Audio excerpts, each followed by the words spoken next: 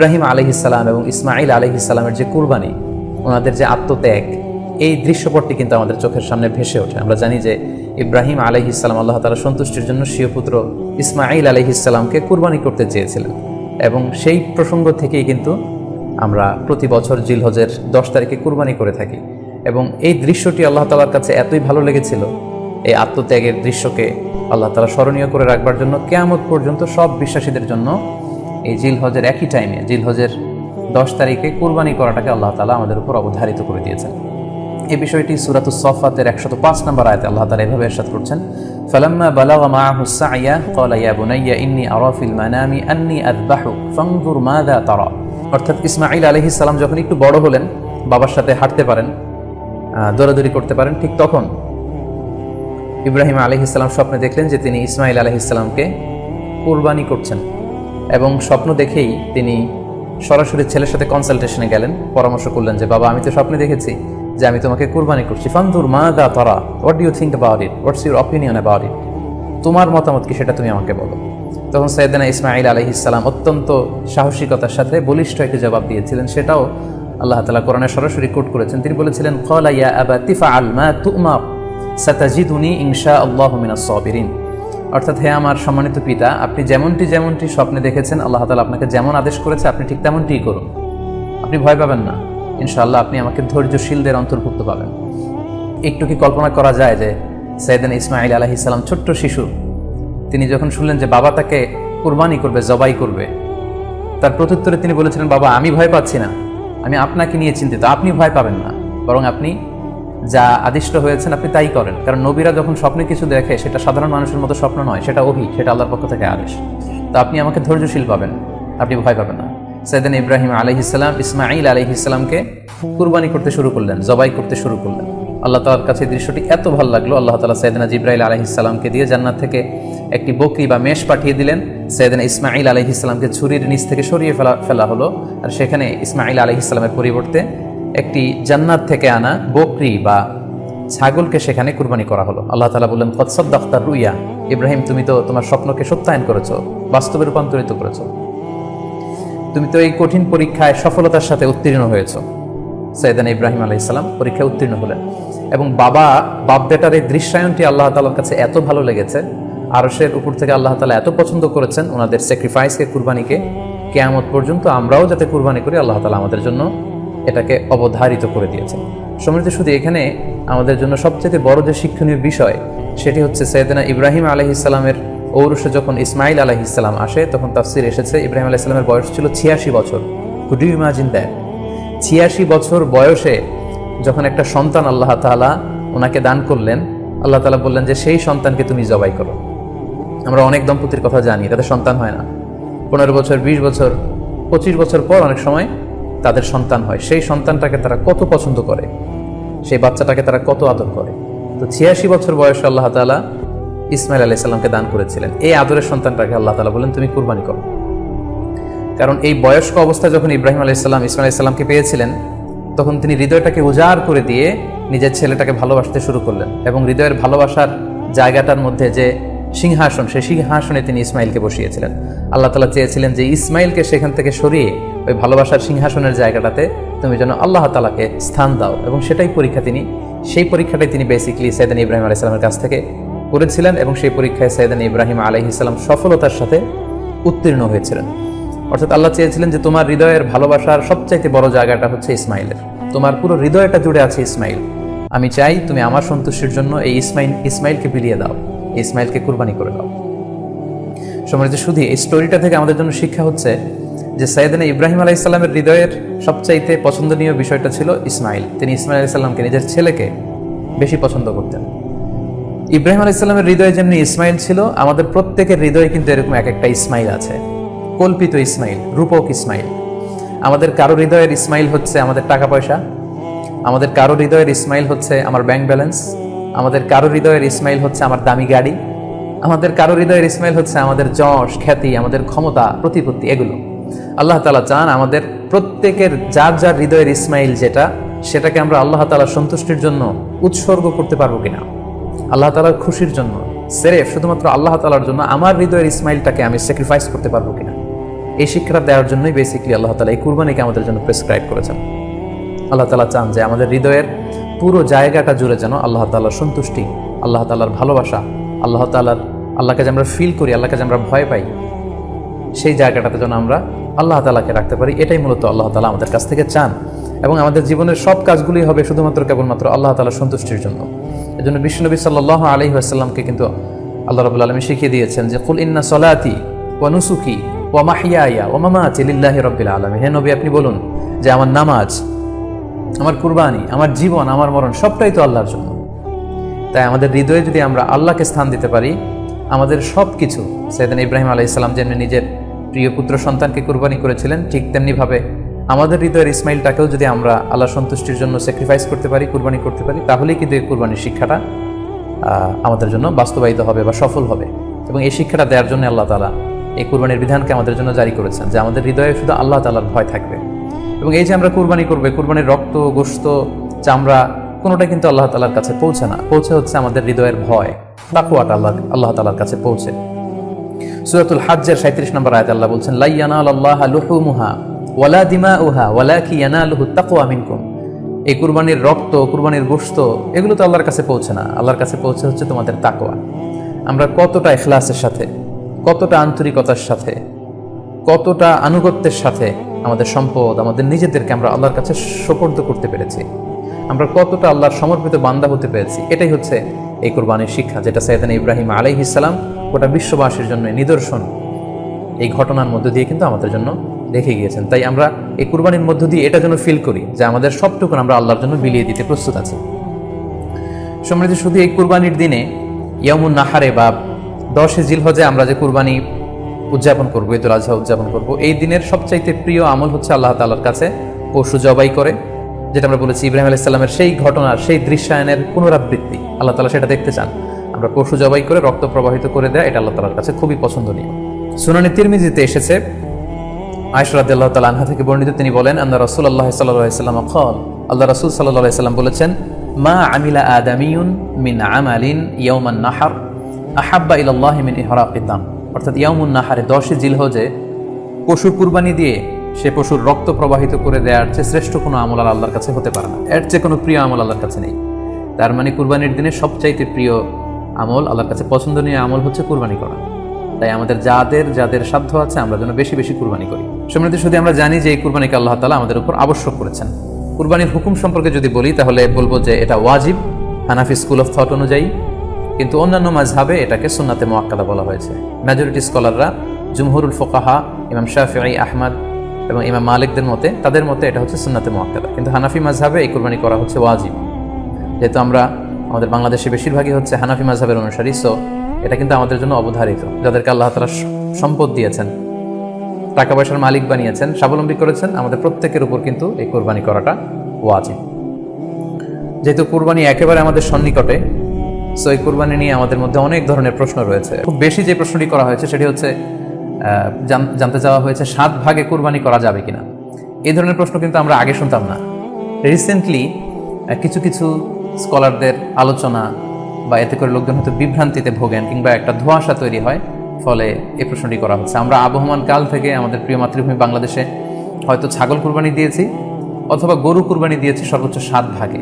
So এটা আমাদের সবার কাছে জানা ছিল, এ নিয়ে আগে সংশয় ছিল না। ইদানিংকালে অনেকের মধ্যে এই বিষয়ে সংশয় জেগেছে। কেউ কেউ বলে থাকেন যে ভাগে যদি কুরবানি দেওয়া হয় 7 জনে মিলে, গরুতে বা মহিষে বা উটে, এই ভাগে কুরবানি হবে না, এটা অনেকে বলে থাকেন। এই কথাটি আসলে ঠিক নয়। আপনি যদি ভাগে কুরবানি দিতে চান এটি জায়েজ আছে, এবং একটি উটে বা মহিষে বা গরুতে আপনি সর্বোচ্চ 7টি ভাগে কুরবানি দিতে পারবেন ইনশাআল্লাহ। এ ব্যাপারে সহিহ মুসলিমের একটি হাদিসকে আমরা এখানে উল্লেখ করতে চাই। সাইয়েদনা জাবের রাদিয়াল্লাহু তাআলা আনহু থেকে বর্ণিত, তিনি বলেন, ক্বালা হাজাজনা মা রাসূলিল্লাহি সাল্লাল্লাহু আলাইহি ওয়াসাল্লাম, আমরা আল্লাহর রাসূল সাল্লাল্লাহু আলাইহি ওয়াসাল্লামের সাথে হজ করেছি। ফানাহারনাল বাঈরা আন সাবআ, সেখানে আমরা উট কুরবানি দিয়েছি 7 জনের পক্ষ থেকে। ওয়াল বাকারাতা আন সাবআ, আর আমরা সেখানে গরু কুরবানি দিয়েছি 7 জনের পক্ষ থেকে। খুব সুস্পষ্ট, একটি উটে ওনারা 7 জন অংশগ্রহণ করতেন, একটি গরুতে 7 জন অংশগ্রহণ করতেন। তো এই হাদিসের আলোকে অনেকে বলে থাকেন যে এটি হজের সময়, সফরের সময়, কিন্তু মুকিম অবস্থায় 7 ভাগে দেওয়া যায় না। আসলে এই কথাটিও ঠিক নয়, কারণ সুনানে আবু দাউদের আরেকটি হাদিসে এসেছে যেখানে আল্লাহ রাসূল সাল্লাল্লাহু আলাইহি ওয়াসাল্লাম সুস্পষ্ট বলেছেন, সেখানে হজ বা কোনো সফরের উল্লেখ নেই, সেটা হচ্ছে জেনারেল স্টেটমেন্ট। অর্থাৎ আল বাকারাতু আন সাবআ, গরুতে সর্বোচ্চ 7 অংশ দিয়ে কুরবানি দেওয়া যায়। ওয়াল জাজুরু আন সাবআ, আর উটের ক্ষেত্রেও সর্বোচ্চ 7 অংশ দিয়ে কুরবানি দেওয়া যায়। তো এই হাদিস, দ্বিতীয় যে হাদিসটি উল্লেখ করলাম, এটা হচ্ছে জেনারেল স্টেটমেন্ট। সেখানে সফর মুকিম কোনো কথা বলা হয়নি। ইন জেনারেলি বলা হয়েছে যে উটে 7 ভাগ দেওয়া যায়, গরুতে 7 ভাগ দেওয়া যায়। সো আমরা যারা ভাগে কুরবানি দিচ্ছি, 7 জন মিলে একটি গরু, আপনারা নিঃসন্দেহে সানন্দ চিত্তে নিশ্চিন্তে কুরবানি দিতে পারেন।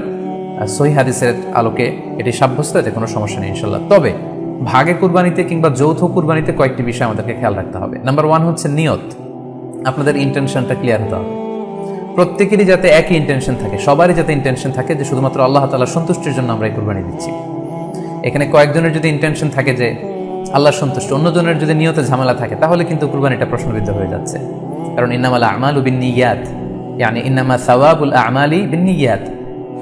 সমস্ত কাজের প্রতিদান দেয়া হবে আপনার ইন্টেনশন বা নিয়তের উপর ভিত্তি করে। সো এজন্য যারা খুব বেশি মুখলেস, খুব বেশি মুত্তাকি, তারা অনেক সময় যৌথ কুরবানি দিতে চান না। তাদের সামর্থ্য না থাকলে ছোট একটা ছাগল দিয়ে তারা একাকি কুরবানি দিতে চান। এটা safe, he want to be in the safer side. কারণ যৌথ কুরবানি দিতে দিতে যে কার মনে কি চিন্তা, কার মনে কি নিয়ত, আমরা কিন্তু কিছু জানি না। সো যদি যৌথ কুরবানি দেন, কুরবানির আগে সবাইকে এটা কনসার্ন করে দেওয়া, রিমাইন্ডার দেওয়া যে ভাই আমাদের কুরবানিটা হবে শুধুমাত্র কেবলমাত্র আল্লাহ তাআলার সন্তুষ্টির জন্য, অন্য কোনো নিয়ত যেন না থাকে, তাহলে কিন্তু আমাদের কুরবানি বরবাদ হয়ে যাবে। এটা হচ্ছে প্রথম কনসার্ন। 2 নম্বর কনসার্ন হচ্ছে হালাল উপার্জন দিয়ে কুরবানি হতে হবে।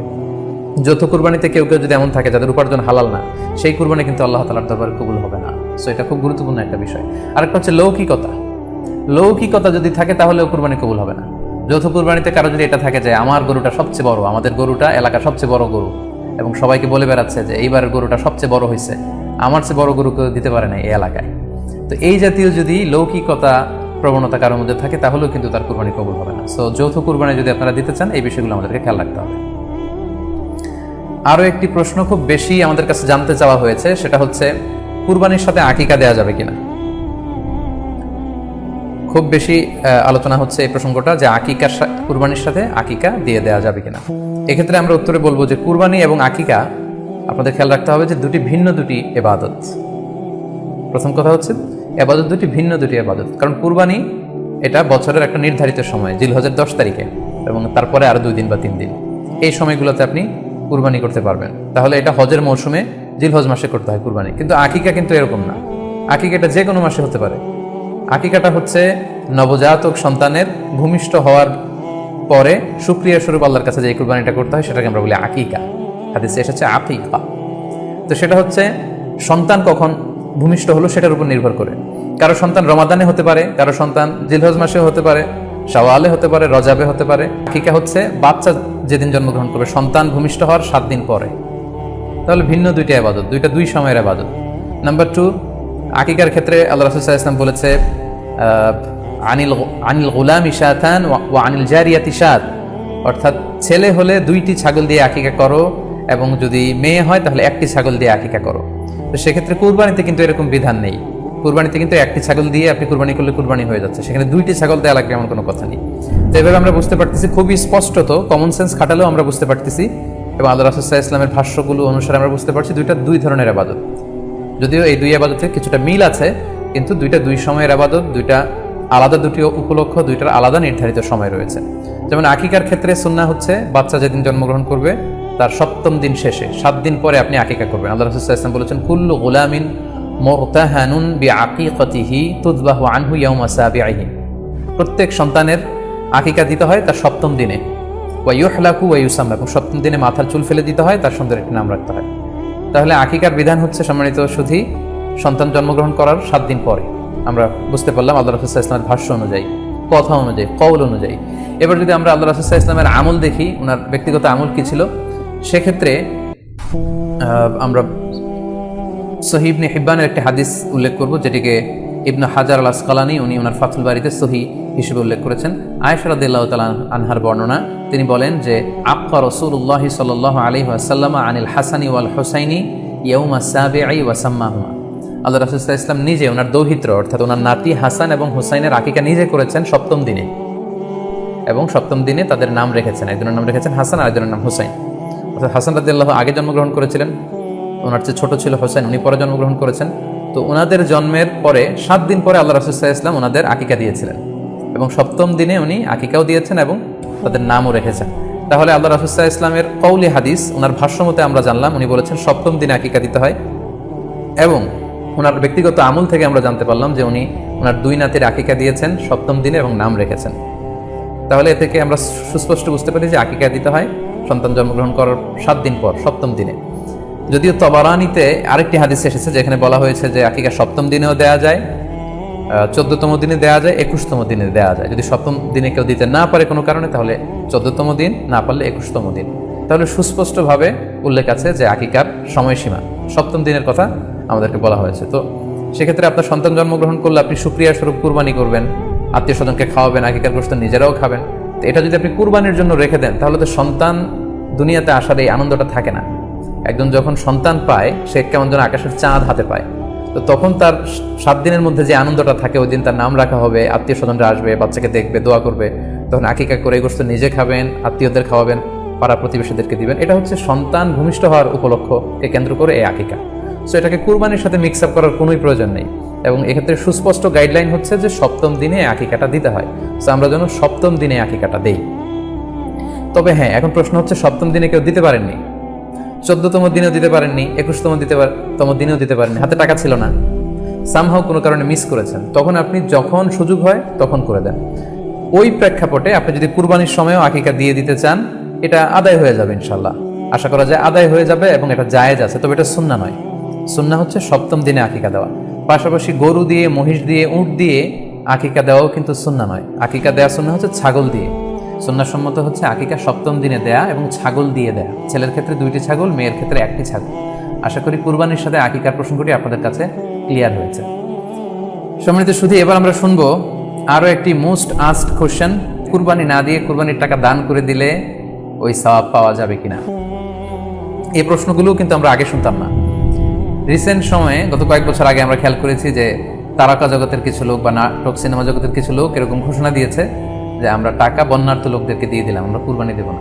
তো ওনাদেরকে আল্লাহ এত টাকা দিয়েছেন, ওনারা বন্যার্থ লোকদেরকেও সহায়তা করতে পারেন, আবার কুরবানিও করতে পারেন। সো একটা দিয়ে আরেকটা হবে না। আপনি যদি টাকা দান করে দেন, এটা সাদাকার সওয়াব হবে, কিন্তু কুরবানির সওয়াব কিন্তু আপনি পাবেন না। আল্লাহ রাসূল সাল্লাল্লাহু আলাইহি ওয়াসাল্লাম বলেছেন, কুরবানি করলে যেই প্রাণীটার কুরবানি করা হলো, ওই প্রাণী তার শিং নিয়ে, তার গায়ের পশম নিয়ে, পায়ের খুরগুলো নিয়ে কিয়ামতের ময়দানে দাঁড়াবে। সো এই সওয়াব থেকে কিন্তু আপনি বঞ্চিত হয়ে গেলেন।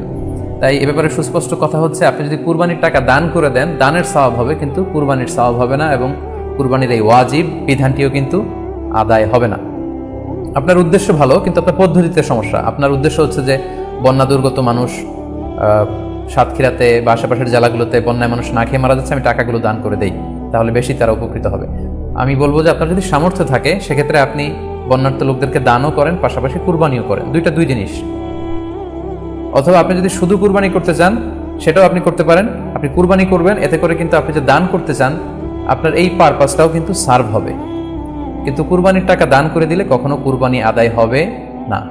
আপনি যদি কুরবানি করেন, এক্ষেত্রেও কিন্তু দরিদ্র জনগোষ্ঠীর বিশাল স্বার্থ এখানে আছে, কারণ বছরের একটা দীর্ঘ সময় ধরে এই সুবিধাবঞ্চিত মানুষগুলো কিন্তু আমিষের অভাবে তারা ভোগে, পুষ্টিহীনতায় ভোগে। তারা এমনও অনেক ফ্যামিলি আছে, বছরে শুধু এই কুরবানির সময়, এই মৌসুমটাতে তারা কিছু গোশত খেতে পারে। সো তাদের মধ্যে আপনি কুরবানি করে এই গোশত বিতরণ করতে পারেন। সো এই কোভিড-19 পিরিয়ডে আমাদের উচিত বেশি বেশি কুরবানি করা, কুরবানি করে এই অভুক্ত মানুষদের ঘরে ঘরে কুরবানির গোশত পৌঁছে দেয়। তাহলে আপনি কুরবানির মাধ্যমে কিন্তু এই গোশত বিতরণ করে তাদের সহায়তা করতে পারলেন। পাশাপাশি যারা খামারি আছে, আপনি কুরবানি করলে এই খামারিদের এই ব্যবসা প্রসেসেও কিন্তু আপনি অংশগ্রহণ করলেন। আপনি তাদের ব্যবসাতে, আল্লাহ তাআলা সুদকে হারাম করেছেন, ব্যবসাকে হালাল করেছেন, তাহলে ব্যবসার মতো একটা চমৎকার কাজও আপনি সহায়তা করলেন কুরবানির মধ্য দিয়ে। আরও একটা গুরুত্বপূর্ণ বিষয় হচ্ছে, আমাদের গ্রাম বাংলায় কিন্তু আমাদের অনেক গরিব লোকজন আছে বা মা বোনেরা আছে, যারা সারা বছর ব্যাপী ছাগল পালে এই আশায় যে কুরবানির সময় ছাগলটাকে বিক্রি করবে, অথবা গরু পালে। গ্রামগঞ্জে অনেক পরিবার আছে যে বছর শেষে কুরবানির সময় আসলে তারা এটা ভালো দামে বিক্রি করবে এবং সেই টাকা দিয়ে সারা বছর চলবে। সো আপনি যদি কুরবানি করেন, তাহলে ওই প্রান্তিক জনগোষ্ঠীকেও কিন্তু সহায়তা করা হবে। পাশাপাশি কুরবানির এই সময়গুলোতে হাজার হাজার কসাইদের একটা জীবিকার ব্যবস্থা হয়। তারা গরু জবাই করে, চামড়া খোলে, গোশত কাটে। তো এই কুরবানির দিনগুলোতে কিন্তু হাজার হাজার কসাইদের হালাল জীবিকার একটা ব্যবস্থা হয়। কসাইরা কিন্তু কোটিপতি হয় না। সো আপনি এই কুরবানির প্রসেসটাকে যদি আরো বেশি প্রমোট করেন, তাহলে এই কসাইদেরও কিন্তু একটা রিজিকের ব্যবস্থা হচ্ছে। আরো ইন্টারেস্টিংলি, কুরবানির যে চামড়া, পশুর যে চামড়া, এই চামড়াগুলো কিন্তু ইয়াতিমের হক, গরিবদের হক। সো আপনি কুরবানির চামড়া বিক্রি যদি করে দেন, চামড়া চাইলে আপনি ব্যবহার করতে পারেন, অথবা বিক্রি করলে এটা কিন্তু ইয়াতিমখানাতে, মাদ্রাসাগুলোতে, অভাবী মানুষদেরকে এই দামটা কিন্তু দিয়ে দিতে হয়। ফলে কুরবানির এই চামড়া থেকে কিন্তু মাদ্রাসাগুলো বা ইয়াতিম ছাত্রছাত্রীরা উপকৃত হচ্ছে। তাহলে এখানে অনেক বিষয় জড়িত। যদিও বর্তমান সময়ে চামড়া শিল্প ধ্বংস করার একটা বিশাল পায়তারা চলছে, চামড়ার দাম পড়ে যাচ্ছে। তো আমরা যদি কুরবানি না দিই, আমাদের চামড়া শিল্প হুমকির মুখে পড়বে। এবং এই যে হাজার হাজার মাদ্রাসা এবং এতিমখানা আছে, যাদের একটা বড় ইনকামের বা আয়ের উৎস হচ্ছে কুরবানির সময় এই চামড়ার টাকা। সো মানে with all this discussion, it seems that through sacrifice you can contribute more. আপনি যদি কুরবানি করেন এবং এটা যদি বেশি বেশি করেন, তাহলে আপনি যে চাচ্ছেন অসহায় মানুষদেরকে সহায়তা করতে, এটা আরো বেশি বেশি করা হলো, বেশি বেশি করা হলো। তাদেরকে গোশত বিতরণ করে আপনি সহায়তা করলেন, খামারিদেরকে ব্যবসার ক্ষেত্রে সহযোগিতা করলেন, গ্রামের যে নারীরা ছাগল পাললো, গরু পাললো, তাদের সহায়তা করলেন, কসাইদের হালাল জীবিকার জন্য সহযোগিতা করলেন, মাদ্রাসার এতিম ছাত্রদেরকে আপনি সহায়তা করলেন। সো আমি বলবো যে কখনো এই ভুল সিদ্ধান্ত নেবেন না যে কুরবানির টাকা আমি দান করে দেবো। না, আপনি কুরবানি করবেন, এতে আপনার কুরবানির ওয়াজিবও আদায় হবে, গরিবদেরকে সহযোগিতাও করা হবে। সেক্ষেত্রে যদি আপনি স্বাস্থ্য ঝুঁকি মনে করেন, সেক্ষেত্রে আপনি সরাসরি হাটে যেতে না চাইলে অনলাইনে গরু ক্রয় করতে পারেন। আরও একটি সহজ পদ্ধতি আছে, সেটা হচ্ছে যারা শহুরে জীবনযাপন করছেন, শহরে আছেন, তারা চাইলে কিন্তু আপনার গ্রামের আত্মীয় স্বজনদের কাছে আপনার টাকা পাঠিয়ে দিয়ে কুরবানি আদায় করতে পারেন। টাকা পাঠিয়ে দিলে তারা আপনার পক্ষ থেকে ছাগল বা গরু কিনে কুরবানি করে তারা গোশত খেয়ে উপকৃত হলো, আশেপাশের গরিব আত্মীয় স্বজনদের মধ্যে বিতরণ করে এই কুরবানির প্রক্রিয়াটা আদায় হলো। এটাও খুব সহজে কিন্তু করা যেতে পারে। আর কুরবানির ক্ষেত্রে প্রতিনিধিত্ব জায়েজ আছে, অন বিহাফ অফ ইউ, অন্য কেউ আপনার পক্ষ থেকে কুরবানি করতে পারবে, আপনি টাকা দিয়ে দিলেই হলো। আর যারা হাটে যে নিজে দেখে শুনে গরু ছাগল কিনে এনে নিজে কুরবানি করে সব ব্যবস্থাপনা করতে পারবেন, আয়োজন করতে পারবেন, সেটা সবচাইতে ভালো। সেটা তো নুরুন আলা নূর, এটা নিয়ে কোনো কথা নেই। আশা করি কুরবানির টাকা দিয়ে দিলে কুরবানি আদায় হবে কিনা এই ব্যাপারটি আপনারা বুঝতে পেরেছেন। এবার আমরা আসি, আরেকটি প্রশ্ন আমাদের কাছে খুব বেশি এসেছে, সেটা হচ্ছে কুরবানির পশু অনলাইনে ক্রয় করা যাবে কিনা। খুবই রেলেভেন্ট একটি কোশ্চেন, যেহেতু এখন অনেকেই হাটে যেতে চাচ্ছেন না, অনলাইনে আমরা অনেক কেনাকাটা করি, ফলে অনলাইনে কুরবানির পশুটা ক্রয় করা যাবে কিনা, এটা হচ্ছে প্রশ্ন। এক্ষেত্রে উত্তর হচ্ছে যে অন্যান্য জিনিস আপনি যেমনি অনলাইনে ক্রয় করেন সেগুলো যেমনি জায়েজ, অনুরূপভাবে অনলাইনে কুরবানির পশুও ক্রয় করা জায়েজ। বিভিন্ন ডেইরি ফার্ম আছে, অ্যাগ্রো ফার্ম আছে, এবং বিভিন্ন গরু ছাগলের খামার আছে। তারা কিন্তু আমি দেখলাম যে তারা গরুর অ্যাড দিচ্ছে, গরুর ভিডিও সেখানে আপলোড করে দিচ্ছে, সেখানে তাদের ক্লায়েন্টরা সেটা দেখে তারা গরু ক্রয় করছে। যে এটা জায়েজ আছে ইনশাল্লাহ। আপনারা যদি স্বাস্থ্য ঝুঁকির কারণে গরুর হাটকে অ্যাভয়েড করতে চান, ওখানে যেতে না চান, আপনারা চাইলে অনলাইনে পশু ক্রয় করতে পারবেন। তবে সেক্ষেত্রে দুটি জিনিস আপনাকে নিশ্চিত হতে হবে, দুইটা জিনিস আপনাকে অনলাইনে পশু ক্রয় করার ক্ষেত্রে নিশ্চিত হতে হবে। প্রথম বিষয় হচ্ছে পশুটা দৈহিকভাবে ত্রুটিমুক্ত কিনা, এটা নিশ্চিত হতে হবে। অর্থাৎ পশুর বিস্তারিত অঙ্গ প্রত্যঙ্গের বর্ণনা আপনাদের জানা থাকা চাই। পশুটা সুস্থ আছে কিনা, বাহ্যিকভাবে সমস্ত ত্রুটিমুক্ত কিনা, এটা জানতে হবে। 2 নম্বর হচ্ছে পশুর বয়স সম্পর্কে আপনার জানতে হবে, কারণ যে কোনো বয়সের পশু দিয়ে কুরবানি করা যায় না, এটা নির্ধারিত বয়স সীমা দেওয়া আছে শরিয়াতে, সেটা আপনাকে মেনটেন করতে হবে। প্রথম হচ্ছে সালিমাতুন মিনাল উয়ুবিল যাহিরা, বাহ্যিক ত্রুটিমুক্ত হওয়া। যে কোনো পশু দিয়ে কিন্তু, অসুস্থ পশু দিয়ে কুরবানি করলে কিন্তু কুরবানি হবে না।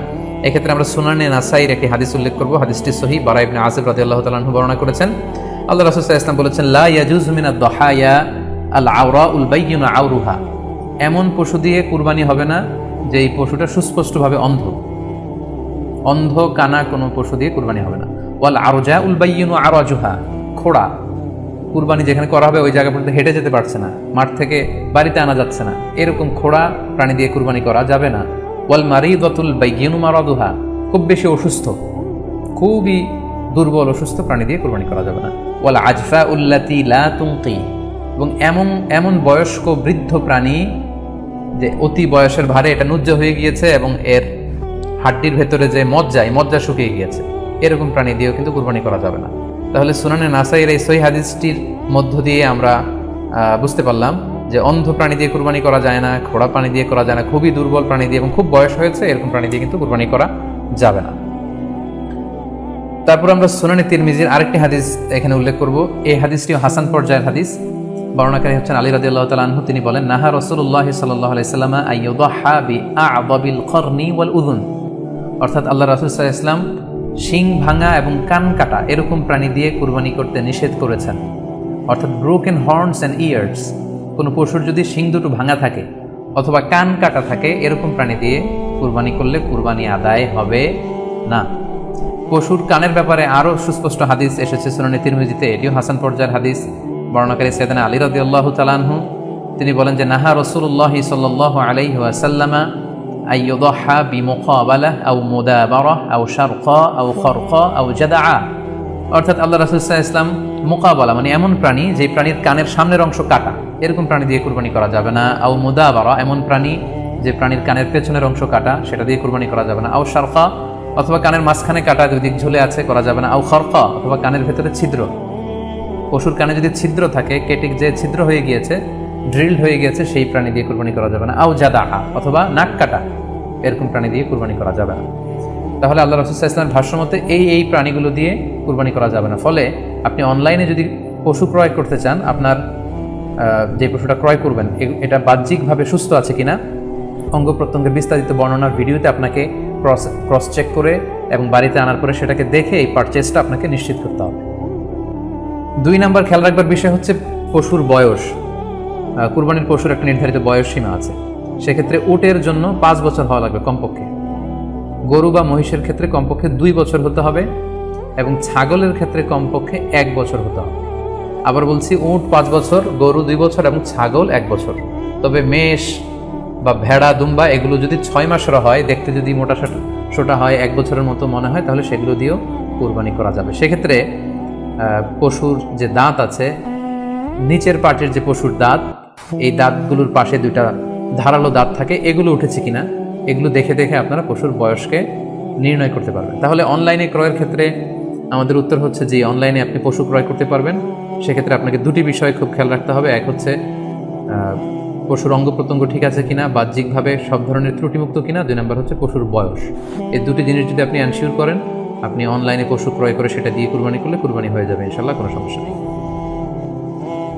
আরও একটি প্রশ্ন আমাদের কাছে খুব বেশি এসেছে, সেটা হচ্ছে কুরবানি কি পুরো পরিবারের পক্ষ থেকে একজন দিতে হবে নাকি সামর্থ্যবান প্রত্যেকের দিতে হবে?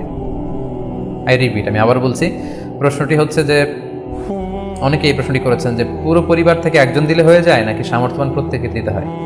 সম্মানিত দিনী ভাই এবং বোনেরা, এটি একটি মতবিরোধপূর্ণ মাসআলা, অর্থাৎ এই মাসআলার ক্ষেত্রে স্কলারদের মধ্যে মতভেদ পাওয়া যায়। এক্ষেত্রে 2টি মতামত।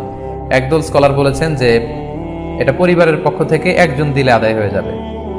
অপর মতামত হচ্ছে যে না, সামর্থ্যবান প্রত্যেকেরই দিতে হবে। আমরা 2টি মতামত নিয়ে আলোচনা করি। প্রথম মত হচ্ছে যে এক পরিবারের পক্ষ থেকে একজনই যথেষ্ট। এই মতামতটিও দলিলের দিক থেকে বেশ শক্তিশালী। সেক্ষেত্রে আমরা মেহনাফ ইবনে সুলাইম রাদিয়াল্লাহু তাআলা আনহু বর্ণিত একটি হাদিস সুনানে আবু দাউদে এসেছে, হাদিসটি হাসান পর্যায়ের হাদিস। তিনি বলছেন, ওয়া নাহনু উকুফুন মা রাসূলিল্লাহ বিআরাফাতিন, আমরা রাসূল সাল্লাল্লাহু আলাইহি ওয়াসাল্লামের সাথে 9 জিলহজ আরাফার ময়দানে ছিলাম। ক্বালা, তখন আল্লাহ রাসূল সাল্লাল্লাহু আলাইহি ওয়াসাল্লাম আমাদেরকে বলেছেন, ইয়া আইয়ুহান নাস, হে মানব সকল, ইন্না আলা কুল্লি আহলি বাইতিন ফি কুল্লি আমিন উদহিয়া, অর্থাৎ প্রত্যেকটি, আল্লাহ রাসূল সাল্লাল্লাহু আলাইহি ওয়াসাল্লাম বলেছেন প্রত্যেকটি ফ্যামিলির জন্য প্রতি বছর একটি কুরবানি ওয়াজিব হয়। আমি আবার বলছি, প্রত্যেক ফ্যামিলির জন্য প্রতি বছর কুরবানি দিতে হয় কয়টি? একটি। তাহলে কুরবানি পরিবারের পক্ষ থেকে একটি দিলেই আদায় হয়ে যাবে। সুনানি তিরমিজির আরো একটি হাদিস আমরা এখানে উল্লেখ করতে পারি। এই হাদিসটিও সহিহ। সাইয়েদনা আতা ইবনে ইয়াসার রাদিয়াল্লাহু তাআলা আনহু উনি আবু আইয়ুব আল আনসারী রাদিয়াল্লাহু তাআলা আনহুকে জিজ্ঞেস করেছিলেন যে কাইফা কানাতিল উদহিয়া ফি আহদি রাসূলিল্লাহ, হে আল্লাহর নবীর সাহাবী, আল্লাহ রাসূল সাল্লাল্লাহু আলাইহি ওয়াসাল্লামের জামানাতে কুরবানি কেমন হতো, কিভাবে তারা কুরবানি দিতেন? তো আবু আইয়ুব আল আনসারী রাদিয়াল্লাহু তাআলা আনহু বলেছেন, কানা রাজুলু ইউদহি বিশাতি আনহু ওয়া আন আহলিহি, আল্লাহ রাসূল সাল্লাল্লাহু আলাইহি ওয়াসাল্লামের সময়কালে লোকজন একটি ছাগল কুরবানি দিত তার পক্ষ থেকে এবং তার ফ্যামিলির পক্ষ থেকে। আনহু ওয়া আন আহলিহি, তার নিজের পক্ষ থেকে এবং ফ্যামিলির পক্ষ থেকে। অর্থাৎ এই হাদিসগুলোর আলোকে বোঝা যায় যে পুরো পরিবারের পক্ষ থেকে একজন কুরবানি দিয়ে দিলেই আদায় হয়ে যাবে। স্বামীও চাকরি করেন, স্ত্রীও চাকরি করেন, স্বামীরও টাকা আছে, স্ত্রীর টাকা আছে, দুইজনের আলাদা করে দিতে হবে না। স্বামী যদি একটা ছাগল কুরবানি দিয়ে দেয়, তাহলে স্ত্রীর পক্ষ থেকে, পুরো ফ্যামিলির পক্ষ থেকে কুরবানি আদায় হয়ে যাবে। এই হাদিসগুলোর আলোকে বোঝা গেল। দ্বিতীয় আরেকটি মত আছে, সেই মতটি হচ্ছে প্রত্যেক সামর্থ্যবানের উপর ওয়াজিব। এটি ইমাম আবু হানিফার মত এবং আমাদের বাংলাদেশে এটিরই প্রচলন হয়ে এসেছে। আমরা এই মতামতটিকেই বেশি আমরা শুনে থাকি সব জায়গায়, যে যারাই সামর্থ্যবান প্রত্যেকের আলাদাভাবে দিতে হয়। স্বামী সামর্থ্যবান হলে স্বামীর দিতে হবে, স্ত্রী সামর্থ্যবান হলে স্ত্রীকে দিতে হবে, ছেলেরা হলে ছেলের দিতে হবে। এটা প্রত্যেকের আলাদাভাবে ইন্ডিভিজুয়ালি দিতে হয়। এবং সেক্ষেত্রে ওনারা দলিল দিচ্ছেন সুনান ইবনে মাজার একটি হাদিস, হাদিসটি সহিহ, যেখানে আল্লাহ রাসূল সাল্লাল্লাহু আলাইহি ওয়াসাল্লাম বলেছেন, মান কানা লাহু সাআহ, যার সামর্থ্য আছে কিন্তু ওয়ালাম ইউদহি, সামর্থ্য থাকার পরেও সে কুরবানি দেয় না, ফালা ইয়াকরাবান্না মুসাল্লানা, সেজন্য ঈদুল আজহার দিন আমার ঈদগাহে না আসে নামাজ পড়তে। আল্লাহ রাসূল সাল্লাল্লাহু আলাইহি ওয়াসাল্লাম হুঁশিয়ারি বাণী ঘোষণা করেছেন, ধমক দিয়েছেন যে সামর্থ্য থাকার পরেও যে কুরবানি দেয় না সেজন্য আমার ঈদগাহে না আসে। এই হাদিসের আলোকে ওনারা বলেছেন মান কানা লাহু সাআ, যার সামর্থ্য আছে, ওনারা বলছেন যে এটা ইন জেনারেল ব্যাপক, যারই সামর্থ্য আছে তাকেই দিতে হবে। সো এখানে বাস্তবতা হচ্ছে দুই পক্ষেরই খুব ভ্যালিড দলিল আছে। আর কোনো মাসালার ক্ষেত্রে যখন মতবিরোধ থাকে, দুই পক্ষেরই দলিল থাকে, সেক্ষেত্রে বাড়াবাড়ি করাটা অনুচিত, বরং এটা হচ্ছে ইসলামের সৌন্দর্য, এখানে প্রশস্ততা রয়েছে। সো যারা মনে করে যে ফ্যামিলির পক্ষ থেকে একজন কুরবানি দিলেই আদায় হয়ে যাবে, তাদেরও দলিল আছে, তাদেরকে সেটা করতে দেওয়া উচিত। তবে আমরা এটাকেই সাজেস্ট করি যে প্রত্যেক সামর্থ্যবানের উপর কুরবানি দেওয়া উচিত। এতে করে যিনি কুরবানি দিবেন উনি সওয়াব পেয়ে উপকৃত হলেন, আবার উনি কুরবানি দেওয়ার কারণে গোশত বিতরণ করলেন, ফলে গরিবরা উপকৃত হলো। সো সামর্থ্যবান প্রত্যেকেরই উচিত বেশি বেশি কুরবানি দেয়া। আশা করি এই মাসালাটাও আপনারা বুঝতে পেরেছেন। এ পর্যায়ে আমরা অল্প কয়েকটি রিমাইন্ডার আপনাদের সাথে শেয়ার করে আজকের আলোচনাটুকু আমরা এখানেই জবনিকা টানবো, এখানেই আমরা আলোচনাটি শেষ করবো ইনশাআল্লাহ। প্রথম যে রিমাইন্ডারটি আপনাদের সাথে আমি শেয়ার করতে চাই সেটি হচ্ছে, সম্মানিত সুধী, আমরা অনেকেই বাজার থেকে পশু আনার সময় বা কুরবানি করার সময় পশুর সাথে অনেক বেশি অমানবিক আচরণ করি। এতে করে কিন্তু আপনার কুরবানিটা, পুরো কুরবানির প্রক্রিয়াটাই প্রশ্নবিদ্ধ হয়ে যেতে পারে। তাই আজকের লাইভের মধ্য দিয়ে যারাই আপনারা যুক্ত হয়েছেন, আমি সবাইকে বলছি আমরা যাতে পশুর সাথে মানবিক আচরণ করি, কুরবানির পশুর সাথে এমন কোনো আচরণ যাতে না করি যাতে ওর কষ্ট না হয়, আমরা যেন এটা খেয়াল রাখি। বিশেষ করে জবাই করার আগে পশুকে ভালোভাবে রশি দিয়ে বেঁধে নেওয়া এবং ছুরিটা, যেই ছুরি দিয়ে জবাই করা হবে সেটা খুব ধারালো থাকা। আল্লাহ রাসূল সাল্লাল্লাহু আলাইহি ওয়াসাল্লাম কিন্তু এই দিক নির্দেশনা আমাদেরকে দিয়েছেন। সুবহানাল্লাহ, ইসলাম যে কতটা চেক অ্যান্ড ব্যালেন্স, কতটা ভারসাম্যপূর্ণ জীবন বিধান। আল্লাহ রাসূল সাল্লাল্লাহু আলাইহি ওয়াসাল্লাম সহিহ মুসলিমের বর্ণনায় তিনি বলছেন, ইদা যাবাহতুম ফাআহসিনু যিবাহা, তোমরা যখন জবাই করবে সেখানেও তোমরা ইহসান করো। কেননা আল্লাহ তাআলা সব জায়গায় ইহসানকে অবধারিত করেছেন। আমরা জীবনে যাই করব না কেন সেটা ইহসানের সাথে করতে হবে। তো পশুটাকে কিন্তু আমি জবাই করব, স্লটার করব, আল্লাহ রাসূল সাল্লাল্লাহু আলাইহি ওয়াসাল্লাম বললেন যখন স্লটার করবে, জবাই করবে, তখনও সেটার প্রতি ইহসান করে তোমরা জবাই করো। ওয়াইদা যাবাহতুম ফাআহসিনু যিবহা, সেক্ষেত্রেও তোমরা সফট হার্টেড হও, সেটাকে ইহসানের সাথে জবাই করো। কিভাবে ইহসানের সাথে জবাই করবে? ওয়ালিউহিদ্দা আহাদুকুম শাফরাতাহু ওয়ালিউরিহ যাবিহাতাহু, তোমরা তোমাদের ছুরিটা খুব বেশি করে ধারালো করে নাও, যাতে করে খুব স্মুথলি স্লটারিংটা হয়ে যায়, খুব স্মুথলি কুরবানিটা তাড়াতাড়ি হয়ে যায়, যাতে প্রাণীটার কষ্ট না হয়। আমরা প্রায়ই আমাদের ব্যাখেয়ালে বা অবহেলাবশত কুরবানির পশু ট্রাক থেকে নামানো, হাট থেকে নিয়ে আসা, এমনভাবে আমরা কুরবানির পশুর সাথে ট্রিট করি, এতে করে কিন্তু অনেক অমানবিক আচরণ আমাদের দ্বারা প্রকাশ পেয়ে যায়। সো আমরা যদিও এটাকে জবাই করবো, আমরা যেন ইহসানের সাথে জবাই করি, এই বিষয়টা যেন আমরা খেয়াল রাখি। এটা হচ্ছে প্রথম রিমাইন্ডার। দ্বিতীয় রিমাইন্ডার হচ্ছে, আমাদের দেশে প্রায় এটা ঘটে, জবাই করার পরে অনেক কসাইরা তাড়াতাড়ি এই পশুটার দেহ থেকে প্রাণ বের হয়ে যাওয়ার জন্য ছোট ছুরি দিয়ে জবাই করা প্রাণীটার গলার মধ্যে খোঁচা মারতে থাকে, গলায় বারবার খোঁচা মারতে থাকে। এটা কিন্তু ঠিক না। স্পাইনাল কর্ডে যদি আপনি জবাই করার পরে বারবার খোঁচা মারেন, তাহলে কিন্তু এই প্রাণীটার অপমৃত্যু হতে পারে, অর্থাৎ এটা স্বাভাবিক কোনো মৃত্যু নয়। স্বাভাবিক মৃত্যু হচ্ছে জবাই করে দেয়া, এবং ইসলাম এটাকে আমাদের জন্য বৈধ করেছেন। আমরা জানি যে পাশ্চাত্যে গরুর মাথায় বুলেট মারা হয়, অথবা ইলেকট্রিক্যাল শক দিয়ে ওটাকে হত্যা করা হয়, অথবা ভারী কোনো লোহার হাতুড়ি দিয়ে গরুর মাথায় আঘাত করে সেটাকে মারা হয়। কিন্তু ইসলাম এগুলোকে নিষেধ করেছে। ইসলামের বিধান হচ্ছে স্লটারিং করা, আপনি জবাই করে দিবেন। সেক্ষেত্রে আমার মনে হয় 10 থেকে 15 মিনিট যদি আমরা একটু ওয়েট করি, গরুর দেহ থেকে সবগুলো রক্ত কিন্তু বের হয়ে যাবে, ফলে এটার গোশতটা উপাদেয় হবে আমাদের জন্য। কিন্তু আমরা যদি তাড়াহুড়ো করে, বিশেষ করে অনেক কসাই ভাইরা রুহটা যাতে তাড়াতাড়ি বের হয়ে যায়, প্রাণটা যাতে তাড়াতাড়ি বের হয়ে যায়, জবাইয়ের পরে আবার ছোট ছুরি দিয়ে স্পাইনাল কর্ডে খোঁচা মারতে থাকে, এটা কিন্তু ঠিক না। এতে করে যেটা হয়, এটা স্বাভাবিক মৃত্যু হয় না, বরং অপমৃত্যু হয়ে থাকে। আমরা যখন কুরবানি করি তখন প্রাণীটার শ্বাসনালী এবং কণ্ঠনালী কেটে যায়, এবং তারপরে রক্তনালী, যেটাকে ইংরেজিতে বলে জুগুলার ভেইন, এই জুগুলার ভেইনটা যখন কেটে যায় তখন কিন্তু প্রাণীটা আর ব্যথা পায় না। গবেষণায় দেখা গিয়েছে যে যদি আমরা দেখি যে প্রাণীটা খুব ছটফট করে, লাফালাফি করে, তা আসলে সে ব্যথা পায় না। জুগুলার ভেইন যখন কেটে ফেলে তখন ব্রেইন তাকে স্পাইনাল কর্ডের মাধ্যমে হার্টে সিগন্যাল দেয় আরো বেশি পাম্প করার জন্য, আরো বেশি রক্ত পাঠানোর জন্য, ফলে দেহের সবগুলো রক্ত গলার ওই কাটা জায়গা দিয়ে কিন্তু বের হয়ে যায়। তো ওই মুহূর্তে আপনি যখন ছোট ছুরি নিয়ে এটা স্পাইনাল কর্ডে খোঁচাখুচি করতে শুরু করেন, তখন কিন্তু এটার অপমৃত্যু ঘটে, এটা স্ট্রোক হতে পারে, এটা হার্ট অ্যাটাক করে মারা যেতে পারে। তাহলে সেটা কিন্তু স্বাভাবিকভাবে জবাইয়ের মধ্যে দিয়ে মৃত্যুবরণ করলো না, বরং হার্ট অ্যাটাক করে বা স্ট্রোক করে সেটা মারা গেল। তখন কিন্তু আপনার কুরবানিটা প্রশ্নবিদ্ধ হয়ে যেতে পারে। সেই জন্য আমি সকলের কাছে অনুরোধ করবো, আপনারা তাড়াহুড়ো না করে থেকে 15 মিনিট একটু ওয়েট করেন জবেহের পরে, এটাকে স্বাভাবিকভাবে ন্যাচারালি প্রাকৃতিকভাবে এটা রুহটা বের হতে দিন, তা না হলে আমাদের কুরবানি কিন্তু প্রশ্নবিদ্ধ হয়ে যেতে পারে। 3 নম্বর রিমাইন্ডার হচ্ছে, আমাদের বাংলাদেশের অনেক জেলায় আমরা হিন্দু মুসলমান একসাথে থাকি। আমার কাছে নিউজ এসেছে যে অনেক জায়গায় অনেকে হিন্দুদের মন্দিরের সামনে কুরবানির গরু জবাই করে। এটা ঠিক না, কারণ আমরা জানি যে ওরা এই গরুর পূজা করে থাকে। সো আমরা এমন কিছু করব না যেটা ওদেরকে খুব বেশি কষ্ট দিবে। সো অনেকে শুনেছি যে উস্কানিমূলকভাবে তারা একটু দেখিয়ে দিতে চায় বা তাদের উপর প্রতিশোধ নিতে চায়, এরকম করে অনেক সময় হিন্দুদের বিভিন্ন গ্রামে মন্দিরের সামনে এই কুরবানির ব্যবস্থাপনা করা হয়। আমি বলবো যে আমরা এটা যাতে না করি। আমরা হিন্দুদের যে উপাসনালয় আছে, আমাদের হিন্দু ভাইদের উপাসনালয়গুলোকে স্কিপ করে এমন জায়গায় কুরবানি করব যাতে করে তাদের এই দৃশ্য দেখা না লাগে এবং তাদের এবাদতগাহের সামনেও যাতে আমাদের এরকম পরিস্থিতি তৈরি করতে না হয়। আমরা যাতে সাম্প্রদায়িক সম্প্রীতি আমাদের আবাদতের মধ্য দিয়ে বজায় রাখতে পারি এবং কোনো ধরনের উস্কানিমূলক কর্মকাণ্ডে যেন আমরা কখনোই যুক্ত না হই। 4 নাম্বার এবং সবচাইতে গুরুত্বপূর্ণ পয়েন্ট হচ্ছে, জি খেয়াল করে শুনুন, আপনাকে বলছি, 4 নাম্বার পয়েন্ট হচ্ছে যে জবাইয়ের স্থান এবং বর্জ্য কুরবানির পরে এটাকে নিজ দায়িত্বে পরিচ্ছন্ন করুন। আই রিপিট, আমি আবার বলছি, যেখানে আপনি কুরবানি করলেন সেটাকে এবং এই যে বর্জ্য ময়লা, এটা নিজ দায়িত্বে আপনি ক্লিন করুন। সিটি কর্পোরেশনের ভাইয়েরা সরকারি তত্ত্বাবধানে সারা বাংলাদেশের এই সব বর্জ্য আসলে পরিষ্কার করা সম্ভব না। জরিপে এসেছে যে 50 লক্ষ গরু জবাই করা হয় প্রত্যেকটা কুরবানির ঈদে। তো সেক্ষেত্রে আমাদেরকে দায়িত্বশীল হতে হবে। কুল্লুকুম রাঈন ওয়া কুল্লুকুম মাসউলুন আন রাইয়াতিহি।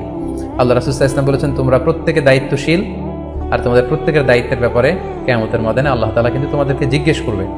তাই আমরা যেন নিজ দায়িত্বে এই কুরবানির করার স্থান এবং বর্জ্য যেন পরিষ্কার করি। ব্লিচিং পাউডার দিয়ে বেশি করে পানি মেরে আমরা যেন পরিষ্কার পরিচ্ছন্ন রাখি, কারণ আত-তুহুরু শাত্রুল ঈমান, পরিষ্কার পরিচ্ছন্নতা এটা হচ্ছে ঈমানের অঙ্গ। এই বিষয়টা জানে আমরা খুব